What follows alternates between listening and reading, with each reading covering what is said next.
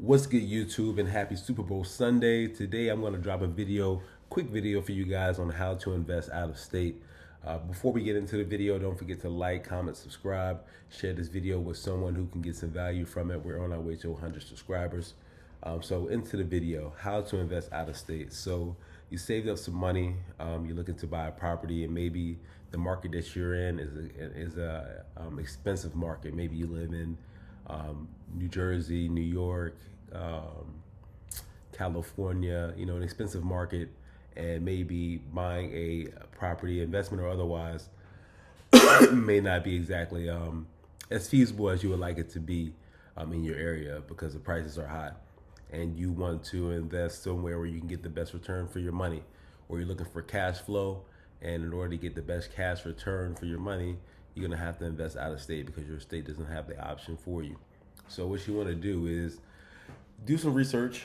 Basically, you want to kind of figure out what market is going to give you the best option to invest for a reasonable price that's within your range, your price range. You'll say maybe you want to spend like $100,000, no more than $100,000. You're going to do some research into what markets offer properties that fit your requirements, or properties that fit what you're looking for in that price range, and that will kind of narrow down a few cities for you. A good website to use to do some research would be Bigger Pockets. I am a Bigger Pockets community member. I don't get paid for endorsing Bigger Pockets, but I've learned a lot about real estate from Bigger Pockets, and I have to contribute majority of my real estate success to knowledge, obviously my own efforts, but also the knowledge that I've learned from the Bigger Pockets platform. So definitely a good tool for you guys to use to not only find out markets that may fall within the price range of what you're trying to spend on your property, but also a good place to network and meet other investors, also people who are trying to do what you're doing, and then also a good place to find realtors, contractors, and kind of find out information about people that has already kind of been vetted beforehand, so you don't have to make some of the headaches, and so you don't have to have some of the rough experiences, and that you can kind of find access to good resources. And it's a free platform. I think they have a paid version, but for the free version, you can get access to pretty much everything that you need. But back to how to invest out of state. So you want to identify the market that you want to invest in, do some research. If it's within, and this is me personally, I've done some reading, and I've watched content where people say, you don't necessarily need to go to visibly see the house, or you don't need to go to visibly be in the area. But for me personally, I just closed on a home in Ohio. I live in New Jersey. For me personally, I felt more comfortable going to actually see the property in person, because going to see the property in person, going to see the area in person gives me a feel of where I'm investing. I want to invest somewhere where, and this is my personal strategy.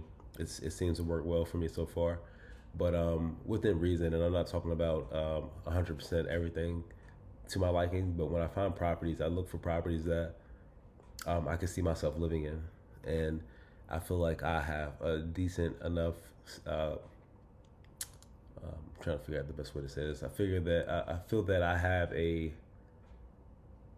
respectable standard of living.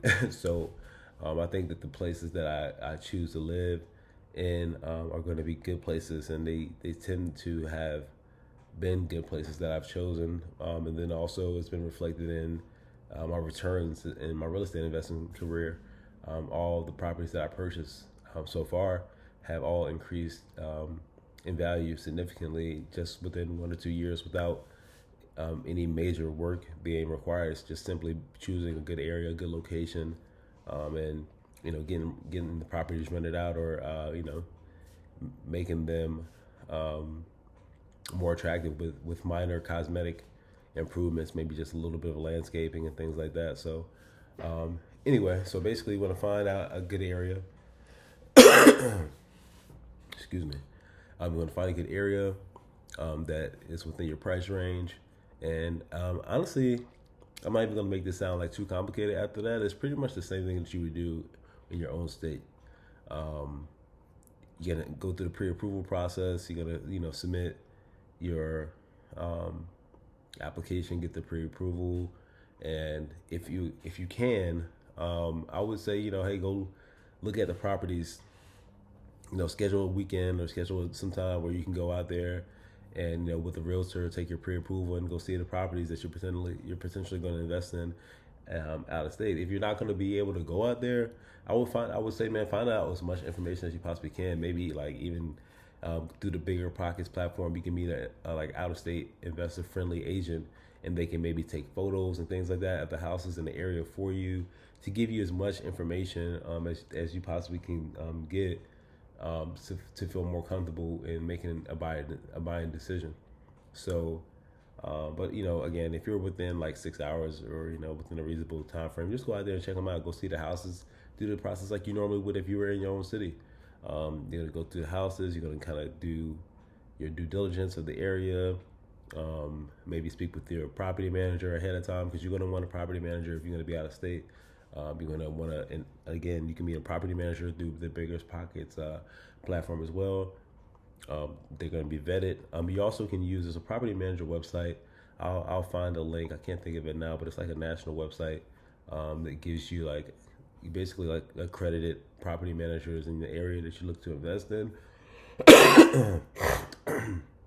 Excuse me. I'll find that website and I'll link it below for you guys to go take a look at. But definitely, you want to find someone vetted, someone that's going to be reliable to, give you that peace of mind, being that you're not going to be able to go immediately handle fires, not literal fires, but, when problems arise, you're not going to be able to go out and do it yourself. So you want to make sure you have someone good in place that's going to be able to take care of those things for you. And you want to be able to find someone that, without having to, do your own research 100%. If you can find someone that's already vetted, just kind of like go that route. I mean, for the most part, your fees are going to be about the same, about like between 7 to 10% monthly. Some people maybe have like a set standard rate and different other, additional fees they might charge. But, for the most part, man, they're going to charge you X amount of dollars. And, hopefully if you're making a smart decision with your purchase, that percentage won't hurt you so much. And, if it is hurting you that much, then maybe you need to reevaluate your investment plans. But finding your property manager, go take a look at the property. Get your inspection done. Normal process, like if you're buying a home, get the inspection done. There's things that need to be fixed. Push back on the buyer. I'm gonna push back on the seller, and see if they can maybe give you like reduce the price. I was able to get the price taken down another like $10,000 on my most recent deal, just by pushing back after the inspection, because there's some work that needs to be done, and they didn't want to do any of the work themselves. So take that time to maybe get yourself a little bit of a better deal, put you in a better situation, or maybe pull out the deal if it doesn't work for you. And after that, basically, you go through the closing, and you purchase a property, you get your keys, or maybe if you're not there personally, the realtor gets the keys. The realtor hands the keys off to the property manager. Now everything can be pretty much done virtually, so you can set up your you can sign your property management agreement online. You can do everything with the property manager online, set up your bank account, and they can basically do a handoff from the realtor to the property manager, and get your place. Maybe it could be tenant occupied. For me, the property I just bought is a duplex. One of the units is already occupied, so pretty much immediately, I have that money come in, and then they're gonna advertise to have the other unit rented out. But after the things that are needed to be done to the property to make it rent ready, which are some minor maintenance things, there's really not much that I need to do after that. So you basically go through the closing process, and you can start renting out the property.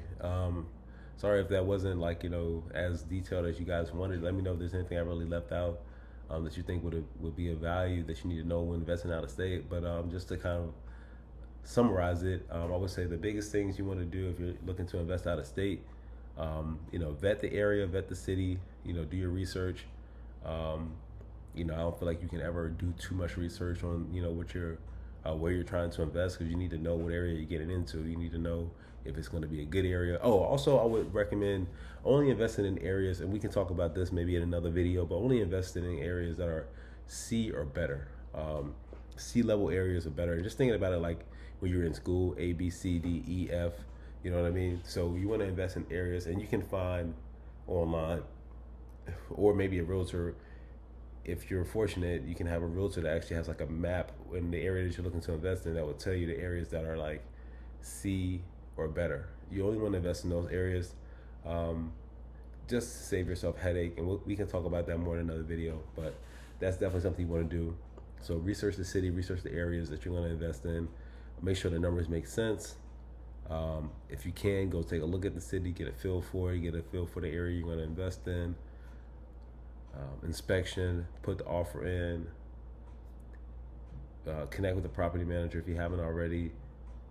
You know, property managers, a lot of them, especially if you're in an investor friendly area or area that has like a lot of investors, some of them already have connections with contractors and things like that. But if you need work done, you want to find a good contractor in the area. Again, use Bigger Pockets for that. Just makes it easier. You can find someone, you can reach out to someone in that Bigger Pockets network. They'll tell you a good contractor in the area. Pretty much any area in the United States that you want to invest in, there's going to be a Bigger Pockets community that's going to be able to help you with that. Get the contractor if you need that, get things done, and get this place rented out, man. Start making your money. And then basically it's, you know, rinse and repeat. And eventually you can keep doing that and scale to the point where, you know, you're able to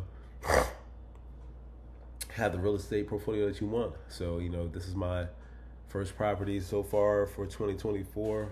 I would love to get another one this year, but it depends on how, you know, it looks for, it depends on what the repair process looks like for this property and how comfortable I feel like with, you know, consistency and stability of the units, you know, being that one of the units already has someone in there who I'm not really, I mean, they've been consistent based off, you know, the history that we have, but, you know, based off some of the things that we've seen on the inspection, you know, I don't know how they're going to be moving forward. So once I make sure I have some stability there, then I'll be able to move forward and do that again with the next property and invest in a market that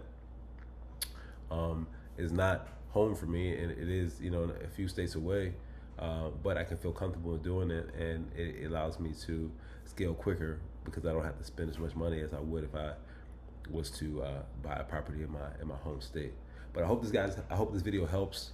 If there's something I left out, feel free to, you know, shoot me a message on social media or also below here. I'll definitely respond back to it and give you my my response, my feedback, and try to help you guys as much as I can. Again, don't forget to like, comment, subscribe. Thank you guys. We're on our way to 100 subscribers, so please share this video.